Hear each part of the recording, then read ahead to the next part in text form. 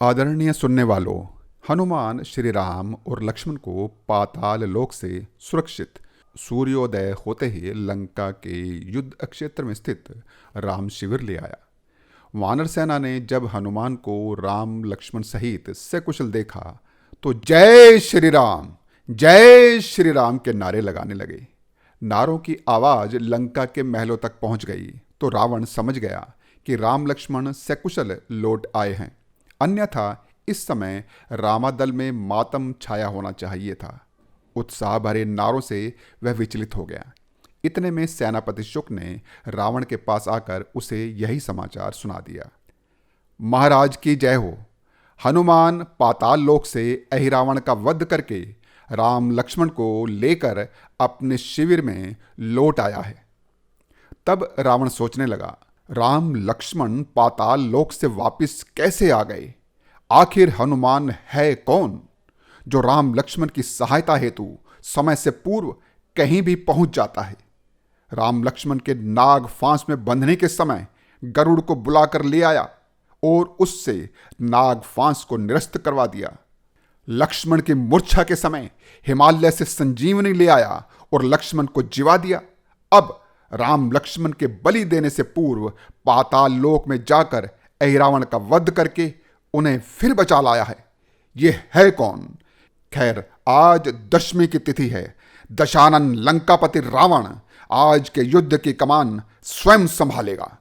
अशोक वाटिका में माता सीता ने भी जय श्री राम के नारों की आवाज सुन ली थी। इतनी सुबह जय श्री राम के नारों की आवाज सुनकर सीता कुछ समझ नहीं पा रही थी कि युद्ध प्रारंभ होने में अभी काफी समय शेष था, तो इतनी पहले नारों का क्या तात्पर्य है? कुछ ही देर बाद अशोक वाटिका में त्रिजटा ने आकर सीता से कहा, पुत्री सीता, क्या तुमने कुछ समय पूर्व जय श्री राम के नारे सुने? सीता ने कहा, हाँ माता, मैंने सुने थे। मैं सोच ही रही थी कि इतनी सुबह सुबह नारों का क्या तात्पर्य हो सकता है। त्रिजटा ने कहा, बताती हूं पुत्री, अचंभित न हो, समाचार लेकर आई हूं।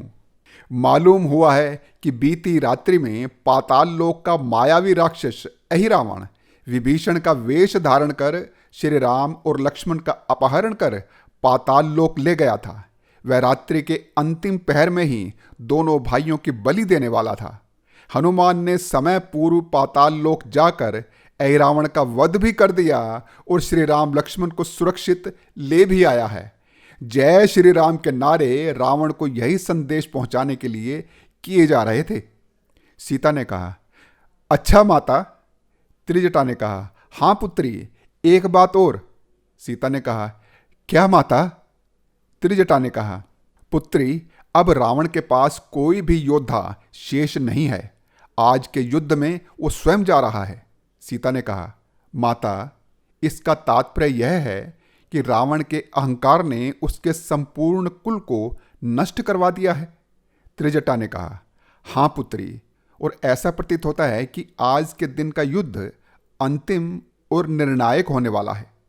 सीता ने कहा, हाँ माता, अब मुझे ऐसा प्रतीत हो रहा है कि इस मास की दशमी तिथि को यह समस्त संसार राम की रावण पर विजय के रूप में विजयदशमी के रूप में मनाएगा। त्रिजटा ने कहा, हाँ पुत्री, तुम कह रही हो तो तुम्हारा कथन सत्य ही होगा। लंका की संपूर्ण सेना रावण के साथ युद्ध भूमि में पहुंच गई। युद्ध प्रारंभ होने का बिगुल बज गया। रावण अपने अद्वितीय रथ पर सवार होकर युद्ध मैदान के बीचों बीच पहुंच गया। स्वर्ग का राजा इंद्र अपने अमोद रथ के साथ श्री राम के पास आ गया और उसने श्री राम से कहा, प्रभु राम, समस्त देवतागण इस दिन की प्रतीक्षा कर रहे थे। रावण अपने अद्वितीय रथ पर सवार होकर युद्ध करने आ रहा है। आप मेरे रथ को स्वीकार कर मुझे एवं समस्त देवगणों को अनुग्रहित करें। यह रथ रावण के रथ से किसी भी प्रकार निम्न नहीं है। आप इस रथ पर सवार होकर रावण से युद्ध कीजिए। राम ने इंद्र की प्रार्थना स्वीकार कर ली और इंद्र से कहा, इंद्र, इस युद्ध के लिए तुम्हारी ये भेंट मुझे स्वीकार है। और राम उस रथ पर सवार हो गया। उसने सारथी से कहा, सारथी, आज मेरा युद्ध रावण के साथ है। तुम्हें एक बात याद रखनी है कि तुम मुझे किसी भी स्थिति में मेरी आज्ञा के बिना युद्ध भूमि को छोड़कर नहीं ले जाओगे। सारथी ने कहा, उचित है प्रभु, मुझे आज्ञा दें। राम ने कहा, अपना रथ रावण के सम्मुख ले चलो। सारथी पवन वेग से रथ को रावण के सम्मुख ले आया। राम को अचानक अपने सम्मुख पाकर रावण ने कहा, राम, आज तुम्हारी मृत्यु तुम्हें मेरे सामने ले आई है। तुम एक मामूली मानव हो, मैंने देवताओं तक को परास्त किया है। मुझ में असीम शक्तियां हैं, मेरी योग्यता असीम है, मैं अमर हूं, तुम मुझे मार नहीं सकते। राम ने रावण से कहा, रावण, अहंकार का मस्तक हमेशा नीचा होता है। साधारण मानव भी दृढ़ निश्चय और परिश्रम द्वारा अपने आप को शक्तिशाली बना सकता है। मानव के लिए कुछ भी असंभव नहीं है। राम और रावण के बीच भयंकर युद्ध होने लगा। युद्ध में रावण ने कई बार राम को पराजित किया, कई बार राम ने रावण को पराजित किया, किंतु न तो रावण के दिव्यास्त्र राम को धराशाही कर पा रहे थे और न ही राम के बाण रावण को धराशाही कर पा रहे थे। युद्ध चलता रहा। राम के बाण जैसे ही रावण का सर धड़ से अलग करते थे तो पुनः उसका नया सर रावण के धड़ पर मानो उग आता था। यह देखकर सब अचंभित हो रहे थे। रावण का वध असंभव प्रतीत होने लगा था। तभी विभीषण राम के पास पहुंच गया। उसने राम से कहा, प्रभु राम, ब्रह्मा जी ने वरदान देकर रावण की नाभि में एक अमृत कुंड स्थापित किया है। जब तक आप अग्निबाण द्वारा उसकी नाभि में स्थित अमृत कुंड को सुखा नहीं देते, तब तक रावण का वध संभव नहीं है। रावण ने राम से विभीषण की वार्ता सुनी तो उसे विभीषण पर अत्यधिक क्रोध आ गया। उसने विभीषण से कहा, विभीषण, घर के भेदी, लंका ढहाने वाले, कुलघाती, अपने कुल के दुश्मन को अपने भाई की मृत्यु का भेद बता दिया। तुम अपने ही भाई की मृत्यु का कारण बनने जा रहे हो। तुम्हें जीवित छोड़कर मैंने गलती कर दी थी, उसे सुधारना होगा। इतना कहकर रावण ने विभीषण पर एक बाण चला दिया। राम ने उस बाण को बीच में ही निरस्त कर दिया और अपने तरकश से अग्निबाण निकालकर रावण की नाभि में मार दिया। अग्निबाण लगने से रावण के उदर में स्थित अमृत कुंड सूख गया। उसके बाद राम ने रावण पर एक साथ 30 बाण चला दिए। 10 बाणों से उसके 10 शीश और 20 बाणों से उसके 20 हाथ धड़ से अलग हो गए। उसका विशाल शरीर पृथ्वी पर गिरते ही मायावी शक्तियां समाप्त हो गई। उसका मूल शीश और 2 हाथ उसके धड़ पर आ गए। रावण के भूमि पर गिरते ही जय श्री राम के नारे गूंजने लगे। रावण की हार हो जाने के साथ ही युद्ध रोक दिया गया। विभीषण रावण के समीप आकर रोने लगा। राम ने अपने धनुष को कंधे पर डाल लिया और इंद्र के रथ से नीचे उतरकर लक्ष्मण के पास जाकर उससे कहने लगे, लक्ष्मण, इस युग का एक महान योद्धा, महाप्रतापी, विद्वान, वेदों का ज्ञाता पृथ्वी पर गिरकर अपने जीवन की अंतिम सांसें ले रहा है।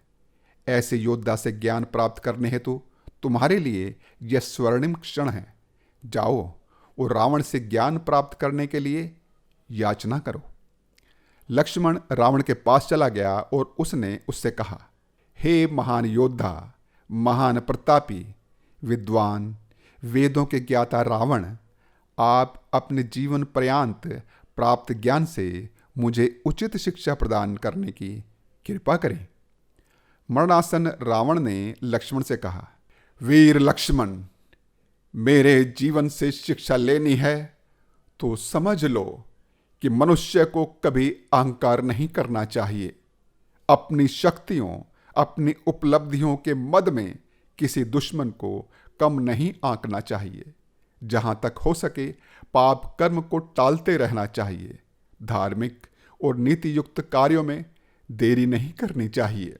फिर रावण ने राम को संबोधित करते हुए कहा, श्री राम, अपने जीवन काल में अपने बल से प्राप्त की गई उपलब्धियों में मैं कहीं भी तुमसे पीछे नहीं था, बल्कि हर क्षेत्र में तुमसे आगे ही था। फिर भी मैं तुमसे युद्ध में हार गया, क्योंकि मेरे पास लक्ष्मण जैसा भाई नहीं था। राम ने कहा, नहीं रावण, अहंकार का मद रिश्तों की मर्यादा का हनन कर देता है। तुम्हारे किस हितैषी ने तुम्हें नहीं समझाया, परंतु अहंकार के वशीभूत तुमने उनकी बात नहीं मानी। रावण, यदि तुम आज भी मेरी पत्नी को मुझे सौंपकर मेरी शरण में आ जाते तो मैं तुमसे युद्ध नहीं करता, तुम जीवित रहते। रावण ने सहमति में अपना सिर हिलाया और एक लंबी सांस लेकर जय श्री राम कहकर अपने प्राण छोड़ दिए। विभीषण पश्चाताप में विलाप करने लगा। राम ने विभीषण से कहा, लंकापति विभीषण, शांत हो जाइए, होनी को कोई टाल नहीं सकता। लंका के उज्जवल भविष्य का दायित्व आपके कंधों पर है। यह समय बड़ा नाजुक है। अपनी प्रजा के लिए आपको बहुत से कार्य करने हैं। सबसे पहले आपका राज्याभिषेक करवाना है। आपको अपने संबंधियों का विधिपूर्वक अंतिम संस्कार करना है। लंका की प्रजा में अपने प्रति विश्वास जगाना है। राम के इस कथन के बाद जय श्री राम के नारे लगने लगे। आगे क्या हुआ, मर्यादा पुरुषोत्तम श्री राम की आगे की कथा मेरी अगली वीडियो में। राम कथा सुनने के लिए आपने मेरा चैनल अभी तक सब्सक्राइब नहीं किया है तो जय श्री राम कहकर सब्सक्राइब कर लो। बोल सियावर रामचंद्र की जय।